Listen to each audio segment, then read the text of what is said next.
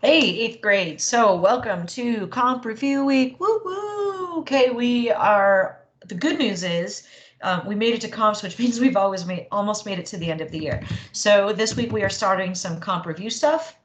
And today I just wanted to give you a study guide, go through it, and talk about what comps are going to look like as far as the common portion goes.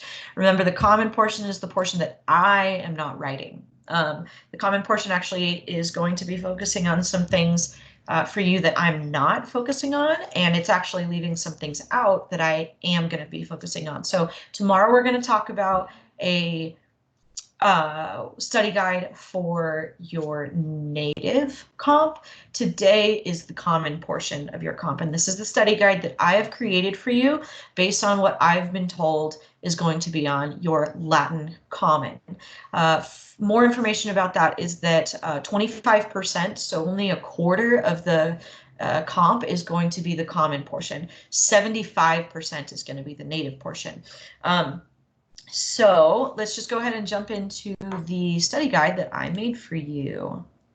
I have made this study guide available as an attachment on today's lesson, so you can access it and print it out, or you can access it and download it to your computer and add more on. It is up to you, but here we go. So we are going to start with the obvious things. All of your declensions, you need to know them, okay? I have first, I have second, with the neuter changes in gray. I have this other masculine, because remember, sometimes we're not going to have us noun, sometimes we're going to have an er noun or an r noun, like puer, auger, liber, vesper. So there are some er or just r nouns in second declension. Remember those. Remember, vocatives. The only type of vocative that changes from nominative to vocative is second declension us nouns. Everything else, I call it the hungry case because it's just nom, nom, nom, nom, nom, nom, nom. So every other case is, every other case in every other declension, the vocative looks like the nominative. The only place it changes is us nouns. Us nouns become a short E, and that's it. Okay, so if it's an ER noun, it'll still be ER down here. I said something accidentally the other day that was sort of rhymey and poetic and actually sounded bouncy and catchy. Us nouns turn to A, air and stay. Us turns to A, but air and stay, I think is what I said. So us turns to A, but air and stay is the only thing you need to remember for vocatives. Third declensions. I gave you I stem changes in gray. So if it's an I stem, remember the genitive plural is always going to be eum. Your neuter plurals are going to be ea instead of just ah. And then in your third declension adjectives, please remember that short e will always turn to an I, okay? So that's your third declension adjective ending right there. Please do not forget that. I gave you fourth declension masculine and fourth declension neuter. Okay, us, ui, us, ibus, ibus. And then fourth declension neuter, us, ua, ibus, ibus. And then fifth declension can be masculine or feminine, but it will always have these endings. The only change is if it's a feminine noun, you're going to see e's with macrons here. If it's a masculine noun, they're going to be gone. Okay, so, but the endings are still the same. I just went ahead and, I don't know, I didn't list masculine and feminine as different because they're really not. The only change is a macron. All right, dative case. Now you've had the dative indirect object function for several years, I think, but this year we got two new dative case functions.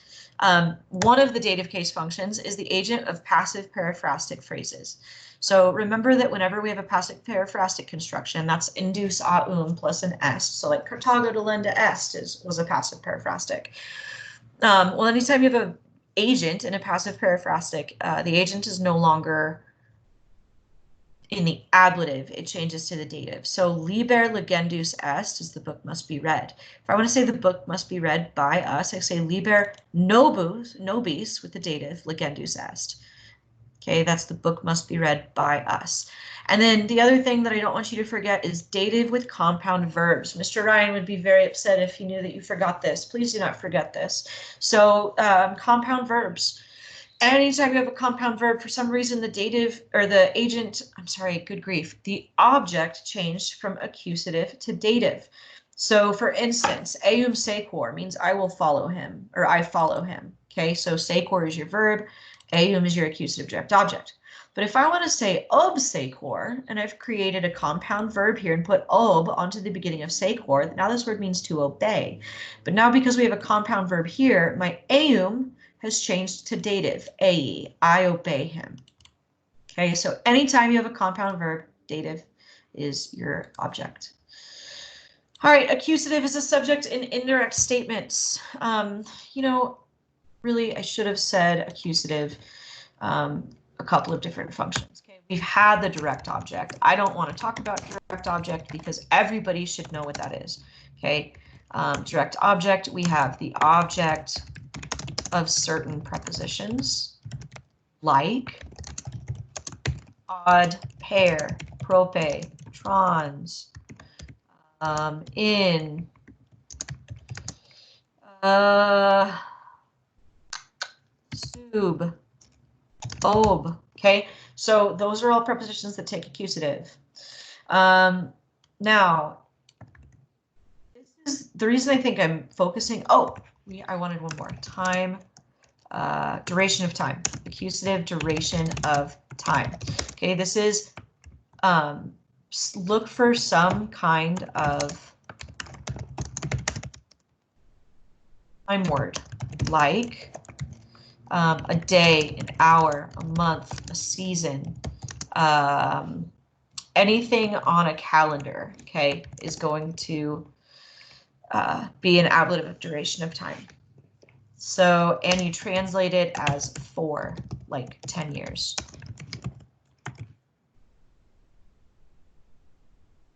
Okay.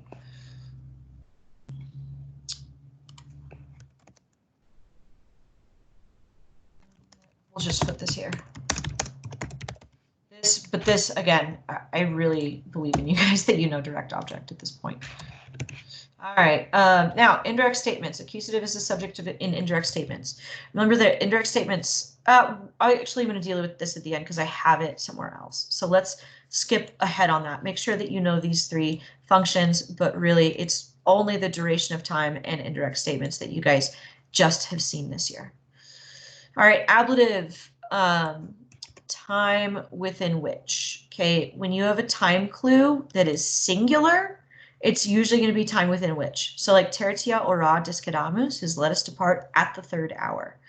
But when you have a time that's usually plural, this is when it's a time within which. So when we take tertia ora and make it plural and say tribus diebus, this means in 3 days we let us depart.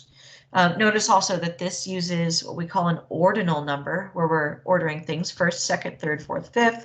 And then this uses a cardinal number, 1, 2, 3, 4, 5. That's another way to tell. Oh, the other thing I want to say, the one time that is time within which that often occurs when it's singular is brevi tempore.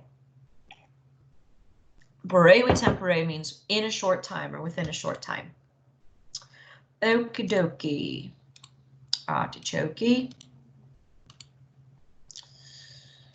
Ablative of comparison. For this, you just need to look for some kind of comparison adjective or adverb. Okay, so ille intelligentior illa est is that man or he is more intelligent than her, or than she is.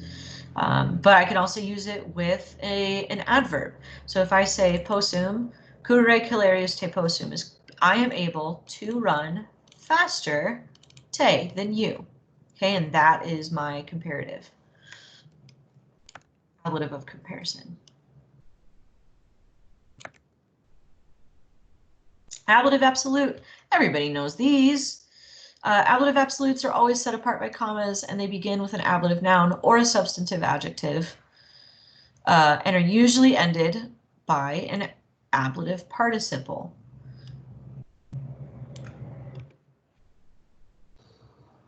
Okay, so the point is you can have those switched. You might participle and end it with the noun, or you might begin it with the noun and end it with a participle. Here, segno dato begins with a noun, ends with a participle, dato, and it means with the sign having been given, right? Everyone began departing, or when the sign was given, you could say.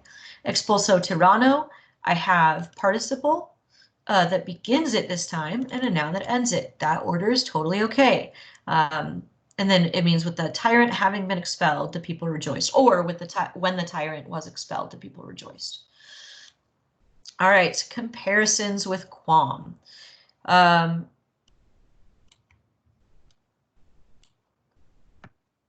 make that moved out. Oh well, I'll figure that out. So comparisons with quam. When you're using quam as a comparative, you always keep, like if you're comparing a nominative, your comparison is going to be a nominative. So you compare a nominative to a nominative, or in indirect statements, you compare accusatives to accusatives. So like here, Romani milites fortiores quam Britannici. Romani quam Britannici are the things that I'm comparing. So the Roman soldiers were stronger than the British. Or here we have an example of it in an indirect statement. So puto illum librum meliorem quam hunc librum esse means I think that that book is better than this book. So I'm comparing an accusative book to an accusative book. All right. All right. Please remember that some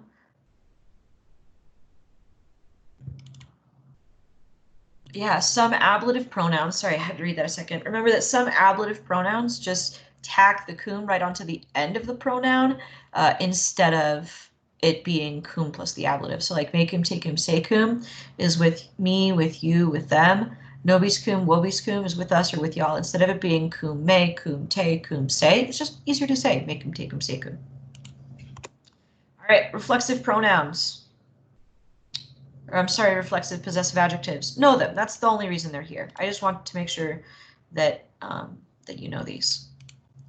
All right, adjectives. There's a lot to know about adjectives. If you feel uncomfortable with adjectives, please review them. But what's super important is you need to know we have 3 types of adjectives. We have aum adjectives, we have is a adjectives, and then we have ens entis adjectives. And I guess we do have some unusual third declension adjectives too, but for the most part, we have aum adjectives, which are first, second declension adjectives, and then we have third declension adjectives.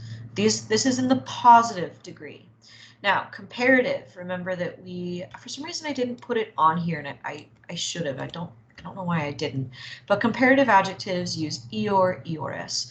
I'll put that on here before I give it, attach it to you as a document. So you should have this by now, but comparative adjectives are eor, eoris, uses third declension adjectives. And then superlatives are isimus aum, but sometimes they can be erimus aum or illimus aum. Okay, you should know those pretty well. Irregular adjectives, bonus melior optimus is good, better, best. Malus peor pessimus, bad, worse, worst. Manius major maximus, big, bigger, biggest. Parvus minor minimus, small, smaller, smallest. Multus aum plus plurimus is much or many, more, and very many or most. Those are your irregulars. Please know them. Your numbers, you need to know your cardinal numbers versus your ordinal numbers, and you need to be familiar with them if they show up in translation. There's not going to be like a page where you translate numbers, guys, but they might show up in another place. So at least be familiar with them, look through them. Prepositions, these are the prepositions, adverbs, conjunctions, and interrogatives that Wheelock said, that Basis said you for sure do need to know. So please review these and make sure you know that these prepositions, adverbs, conjunctions, and interrogatives. Adverbs, you need to know how to form them. I think we had this in, let me look, I think we saw this in like 30, something like that. Let me give you a page number real quick. This has been recent though, and it's really a good idea to go back and review these if you're uncomfortable with them. But it looks like, yeah, 264 and 265 is going to be where you're going to find these. Log 264, 265. All right, so if you want to review those, go ahead. But basically, if you remember that aum adjectives just become a short e. So tacitus aum would just be tacite, silently. Laetus aum, laete. Rectus aum, recte. So anything aum becomes a long e. Any iter adjective, or I'm sorry, any is a adjectives become iter. So brevis is a, breviter. Fortis is a, fortiter. Tristis is a, tristiter. Levis is a, leviter. So yeah, super simple. And then lastly, entis adjectives become inter. So diligens, diligentis, diligenter. Intelligens, intelligentis, intelligenter. Comparative adjectives always are eus. So if I'm doing something fast, like if I'm going faster, it's celerius. If I'm doing something more slowly, it's tacitius. If I'm doing something more happily, it's laetius. Okay, so eus is always your comparative adverb. And then your superlatives are isime, erime, or illime, depending on if it's an isimus, erimus, or illimus word. All right, you need to know these three little words. Ne, which is a suffix that asks a yes or no question. So like dormit ne pueris, is the boy sleeping? Num is a word that introduces direct questions that expect a no answer, like, you don't like broccoli, do you? I love broccoli. But anyway, num would ask a no question. And then none is a word that introduces a direct question that expects a yes answer. So like, isn't it fun to go to Disneyland? I would use none. All right, negative imperatives. I should have put positive imperatives here. I don't know why I didn't, but let's do positive imperatives first. So positive imperatives. So for singulars, take the second principal part and cut off RE. So like sit,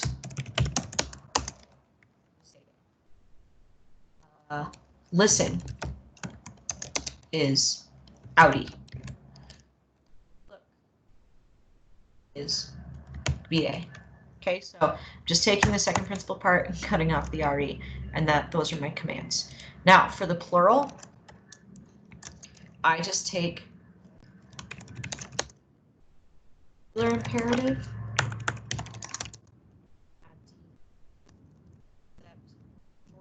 EE becomes ITE.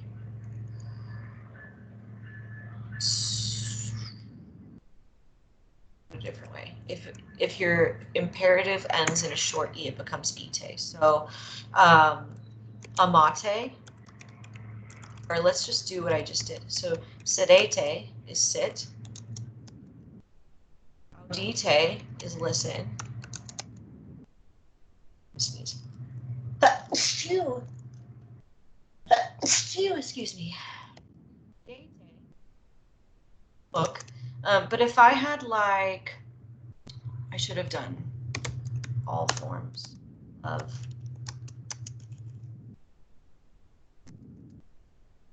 sede is sit, listen, howdy. So first, second, let's do a third conjugation verb. How about that? So a third conjugation verb would be mite, send. Okay, so we would have our plural amate, sedete, mitite. That's what I'm talking about. Mite became mitite, and then audite. And those are all of our plurals. Okay. All right.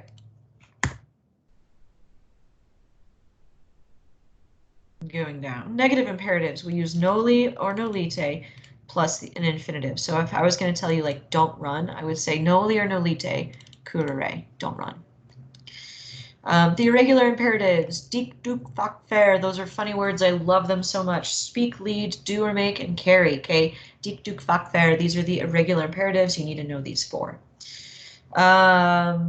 You need to know the word to go in the present, okay? This is really the biggest place where it's irregular. These are kind of strange a little bit, but this is really the only major place where eo ire is irregular. You need to know them. You also need to know the irregular fero fere, okay? This is also, in the present tense, is also really the only place where it's irregular. Every other place, it's really treated as a third conjugation verb. Fero fere in the present tense is irregular, though. Infinitives, you need to know how to form and translate them. So present, active and passive, perfect active and passive, and future active. Participles, you need to know all of them, please. Present active, perfect passive, future active, and then future passive, which is also known as our gerundive. You need to know these impersonal verbs. Licet, which means it is allowed. Necesse est, which means it is necessary. Fas est, which means it is right.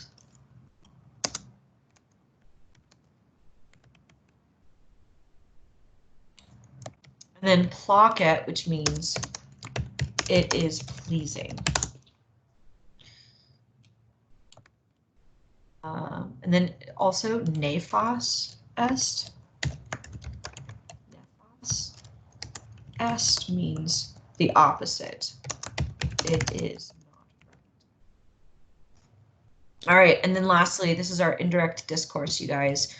So indirect statements are introduced by a verb above the shoulders. Okay, that's a verb of thinking, like sensing, feeling, saying, perceiving, followed by an accusative, which is the subject of an infinitive. So scio eum bonum esse, I know that he is good, or I know him to be good. We could say that too.